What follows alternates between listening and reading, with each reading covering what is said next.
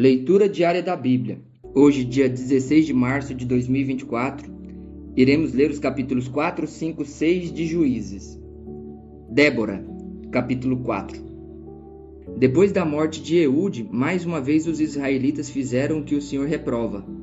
Assim o Senhor os entregou nas mãos de Jabim, rei de Canaã, que reinava em Azor. O comandante do seu exército era Sísera, que habitava em Arosete-Agoim. Os israelitas clamaram ao Senhor, porque Jabim, que tinha 900 carros de ferro, os havia oprimido cruelmente durante 20 anos. Débora, uma profetisa, mulher de Lapidote, liderava Israel naquela época. Ela se sentava debaixo da tamareira de Débora, entre Ramá e Betel, nos montes de Efraim, e os israelitas a procuravam, para que ela decidisse as suas questões. Débora mandou chamar Baraque, filho de Abinoão, de Quedes, em Naphtali, e lhe disse: O Senhor, o Deus de Israel, ordena a você que reúna 10.000 homens de Naphtali e Zebulon e vá ao monte Tabor. Ele fará que Sísera, o comandante do exército de Jabim, vá atacá-lo, com seus carros de guerra e tropas, junto ao rio Quizon, e os entregará em suas mãos. Baraque disse a ela: Se você for comigo, irei, mas se não for, não irei. Respondeu Débora: Está bem, irei com você, mas saiba que por causa do seu modo de agir, a honra não será sua, porque o Senhor entregará Sísera nas mãos de uma mulher. Então Débora foi a Quedes com Baraque, onde ele convocou Zebulon e Naphtali. 10.000 homens o seguiram, e Débora também foi com ele. Ora, o queneu Eber se havia separado dos outros queneus, descendentes de Obabe, sogro de Moisés, e tinha armado sua tenda junto ao carvalho de Zaanim, perto de Quedes.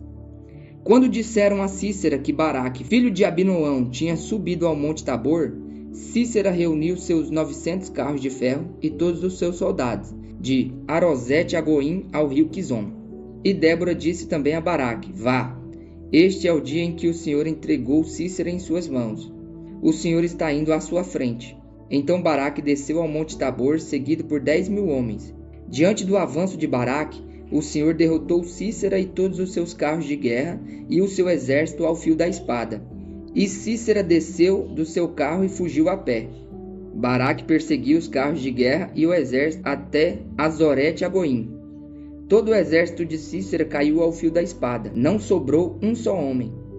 Sísera, porém, fugiu a pé para a tenda de Jael, mulher do queneu Eber, pois havia paz entre Jabim, rei de Azor, e o clã do queneu Eber.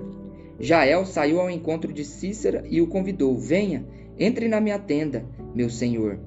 Não tenha medo. Ele entrou e ela o cobriu com um pano.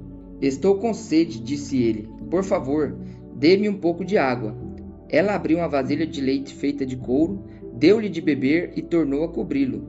E Sísera disse à mulher: Fique à entrada da tenda. Se alguém passar e perguntar se há alguém aqui, responda que não. Entretanto, Jael, mulher de Eber, apanhou uma estaca da tenda e um martelo e aproximou-se silenciosamente enquanto ele, exausto, dormia um sono profundo. E cravou-lhe a estaca na têmpora até penetrar o chão. E ele morreu. Baraque passou à procura de Sísera, e Jael saiu ao seu encontro. Venha, disse ela, eu mostrarei a você o homem que você está procurando. E entrando ele na tenda, viu ali caído Sísera morto, com a estaca atravessada nas têmporas.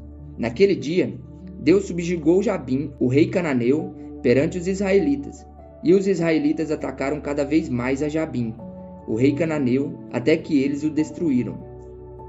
O Cântico de Débora, capítulo 5.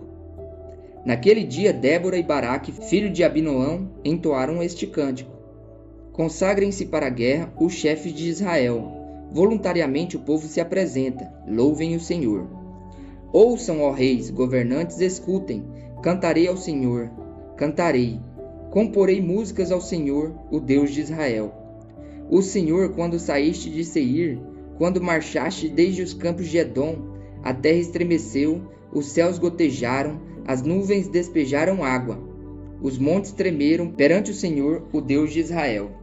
Nos dias de Sangar, filho de Anate, nos dias de Jael, as entradas estavam desertas. Os que viajavam seguiam caminhos tortuosos. Já tinham desistido os camponeses de Israel. Já tinham desistido até que eu, Débora, me levantei. Levantou-se uma mãe em Israel. Quando escolheram novos deuses, a guerra chegou às portas, e não se via um só escudo ou lança entre 40.000 de Israel. Meu coração está com os comandantes de Israel, com os voluntários dentre o povo. Louvem o Senhor. Vocês que cavalgam em brancos jumentos, que se assentam em ricos tapetes, que caminham pela estrada, considerem. Mais alto que a voz dos que distribuem água junto aos bebedouros, recitem-se os justos feitos em favor dos camponeses de Israel. Então o povo do Senhor desceu às portas. Desperte, Débora, desperte.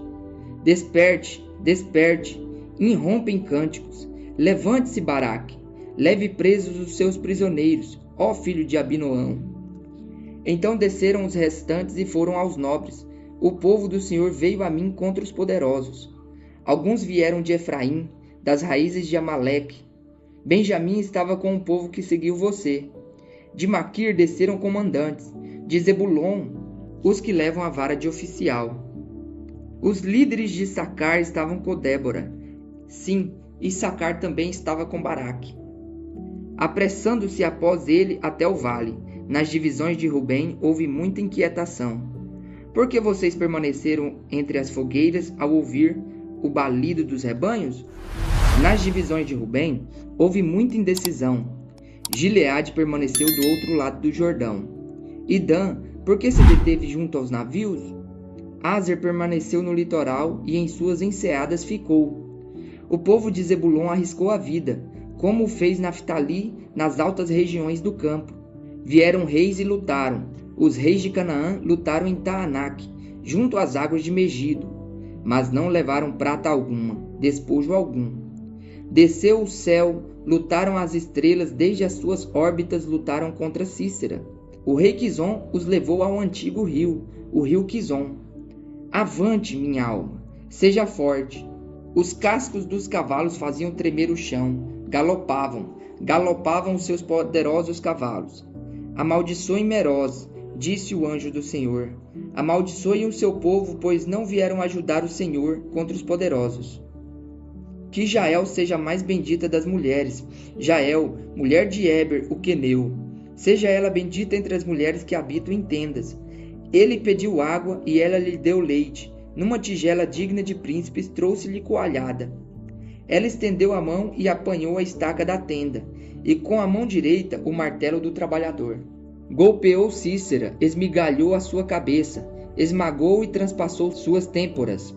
Aos seus pés ele se curvou, caiu e ali ficou prostrado. Aos seus pés ele se curvou e caiu. Onde caiu, ali ficou, morto. Pela janela olhava a mãe de Cícera. Atrás da grade ela exclamava: Por que o seu carro se demora tanto? Por que custa chegar o ruído dos seus carros? As mais sábias de suas damas respondiam, e ela continuava falando consigo mesma: Estarão achando e repartindo os despojos? Uma ou duas moças para cada homem, roupas coloridas com despojo para Cícera, roupas coloridas e bordadas, tecidos bordados para o meu pescoço, tudo isso como despojo? Assim perecem todos os teus inimigos, ó Senhor. Mas os que te amam sejam como o sol, quando se levanta na sua força. E a terra teve paz durante 40 anos. Gideão, capítulo 6. De novo os israelitas fizeram o que o Senhor reprova, e durante 7 anos ele os entregou nas mãos dos midianitas. Os midianitas dominavam Israel.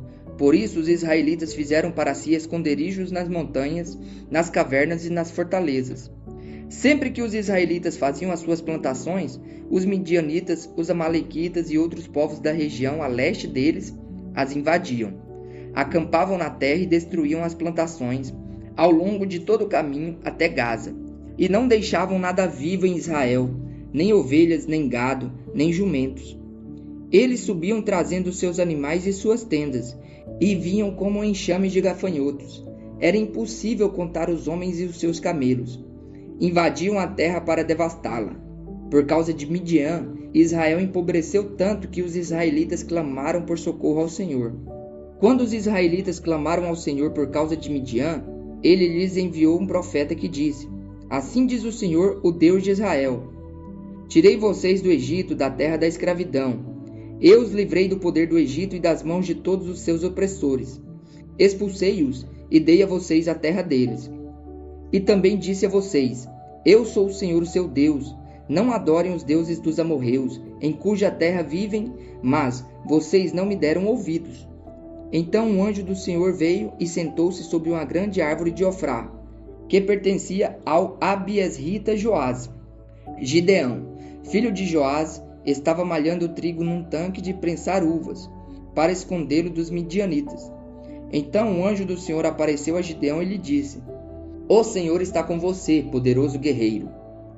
Ah, Senhor, Gideão respondeu, se o Senhor está conosco, por que aconteceu tudo isso? Onde estão todas as suas maravilhas que os nossos pais nos contam, quando dizem: Não foi o Senhor que nos tirou do Egito? Mas agora o Senhor nos abandonou e nos entregou nas mãos de Midian. O Senhor se voltou para ele e disse: Com a força que você tem, vá libertar Israel das mãos de Midian. Não sou eu quem o está enviando? Ah, Senhor, respondeu Gideão, como posso libertar Israel? Meu clã é o menos importante de Manassés, e eu sou o menor da minha família. Eu estarei com você, respondeu o Senhor, e você derrotará todos os midianitas como se fossem um só homem. Gideão prosseguiu: Se de fato posso contar com teu favor, dá-me um sinal de que és tu que está falando comigo. Peço-te que não vá embora até que eu volte e traga minha oferta e a coloque diante de ti.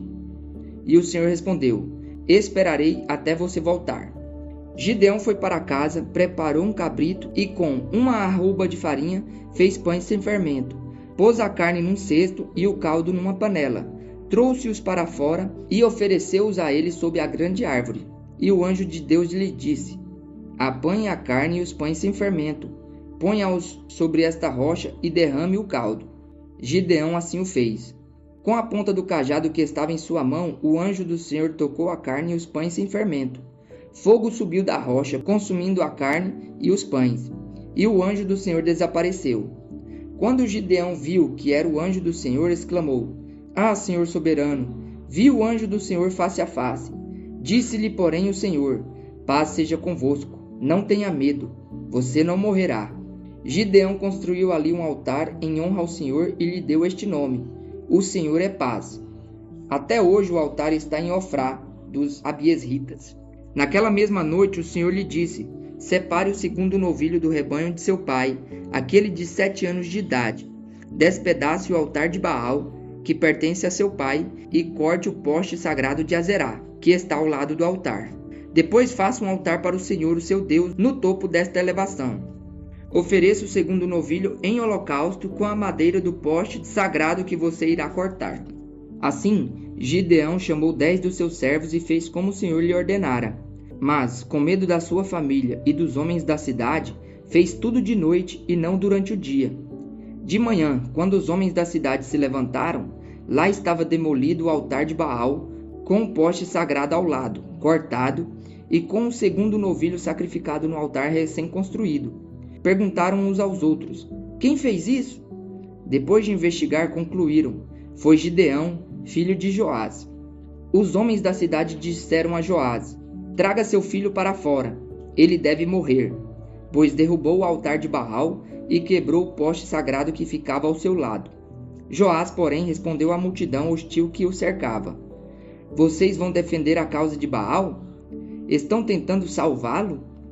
Quem lutar por ele será morto pela manhã. Se Baal fosse realmente um deus, poderia defender-se quando derrubaram seu altar. Por isso, naquele dia chamaram Gideão de Jerubaal, dizendo: Que Baal dispute com ele, pois derrubou o seu altar. Nesse meio tempo, todos os midianitas, amalequitas e outros povos que vinham do leste uniram seus exércitos, atravessaram o Jordão e acamparam no vale de Jezreel. Então o Espírito do Senhor apoderou-se de Gideão, e ele, com um toque de trombeta, convocou os abiesritas para segui-lo. Enviou mensageiros a todo Manassés, chamando-o às armas, e também a Aser, a Zebulon e a Naftali, que também subiram ao seu encontro. E Gideão disse a Deus: Quero saber se vais libertar Israel por meu intermédio, como prometeste. Vê, colocarei uma porção de lã na eira. Se o orvalho molhar apenas a lã e todo o chão estiver seco, saberei que tu libertarás Israel por meu intermédio, como prometeste. E assim aconteceu. Gideão levantou-se bem cedo no dia seguinte, torceu a lã e encheu uma tigela de água do orvalho. Disse ainda Gideão a Deus: não se acenda a sua ira contra mim. Deixe-me fazer só mais um pedido. Permita-me fazer mais um teste com a lã. Desta vez, faze ficar a lã seca e o chão coberto de orvalho. E Deus assim fez naquela noite. Somente a lã estava seca. O chão estava todo coberto de orvalho.